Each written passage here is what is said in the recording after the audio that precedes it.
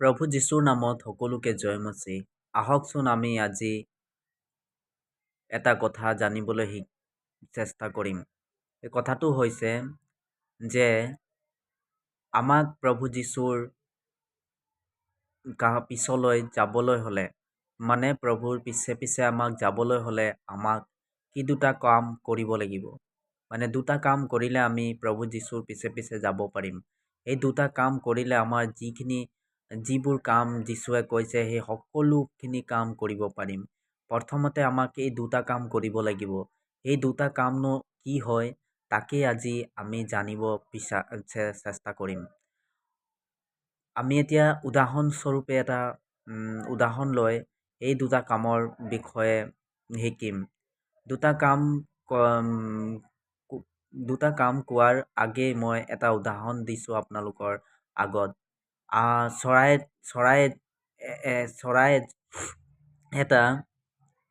এজোপা গছৰ পৰা আন এজোপা গছলৈ যাবলৈ হ'লে চৰাইটোক উৰি যাব লাগিব, আৰু উৰি যাওঁতে ডেউকা লাগিব। আৰু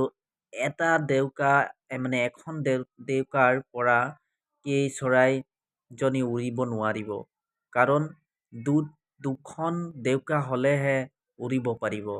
সেই তেনেকৈ আমি এঠাইৰ পৰা আন ঠাইলৈ যদি আমি যাব বিচাৰোঁ তেনেহ'লে আমাক দুইটা ভৰি লাগিব। দুইটা ভৰি নহ'লে আমি এঠাইৰ পৰা আন ঠাইলৈ যাব নোৱাৰিম। আৰু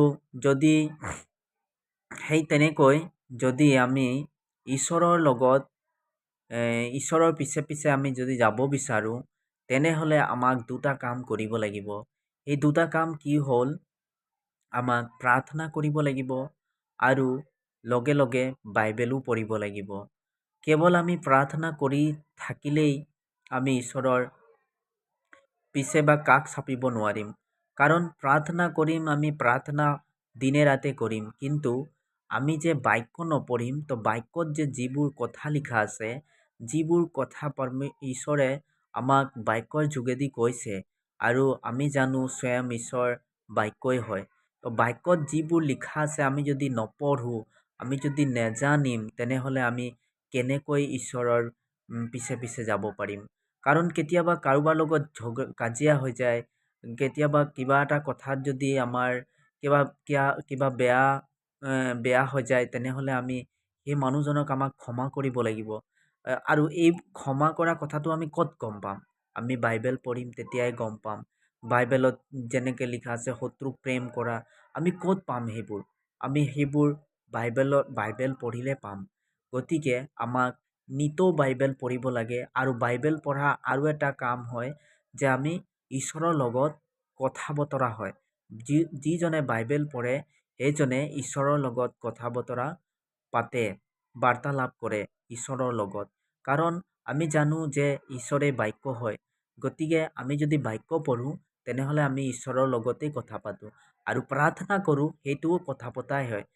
মানে এজনী চৰাই যেতিয়া এঠাইৰ পৰা আন ঠাইলৈ যায়, এজোপা গছৰ পৰা আন এজোপা গছলৈ যায়, তেনেহ'লে সেই ঠাই সলনি কৰে।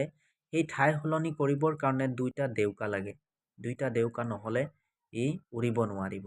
ঠিক তেনেকৈ আমি যদি ঈশ্বৰৰ পিছে পিছে যাব বিচাৰিম, তেনেহ'লে আমাক দুইটা কৰ্ম লাগিব। প্ৰথমটো হ'ল বাইবেল পঢ়িব লাগিব, দ্বিতীয়তে আমাক প্ৰাৰ্থনা কৰিব লাগিব। তাৰ মানে প্ৰাৰ্থনা আৰু বাইবেলৰ পঢ়া, সেই দুইটা আমাক কৰিব লাগিব। ৰাতিপুৱা গধূলি কৰিলেহে আমি ঈশ্বৰৰ লগত মজবুত হ'ব পাৰিম আৰু ঈশ্বৰৰ পিছে পিছে যাব পাৰিম। তো এই সৰু ভিডিঅ'টোত আপোনালোকক এইটোৱে ক'ব বিচাৰিছিলোঁ। গতিকে আপোনালোকে যোনে যোনে কৰে সিহঁতৰ কাৰণে ভালেই, আৰু যিবোৰে নকৰে আজিৰ পৰা চেষ্টা কৰক আৰু আজিৰ পৰা কৰিবলৈ থিৰাং কৰি লওক যে মই প্ৰাৰ্থনাও কৰিম আৰু লগতে বাইবেলো পঢ়িম। তেতিয়ালৈকে ধন্যবাদ, জয় মচি। আৰু ভাই, যিসকল মোৰ খ্ৰীষ্ট ভাই বন্ধুসকল, আপোনালোকে মোৰ চেনেলটোক ছাবস্ক্ৰাইব কৰিব। ধন্যবাদ, জয় মচি।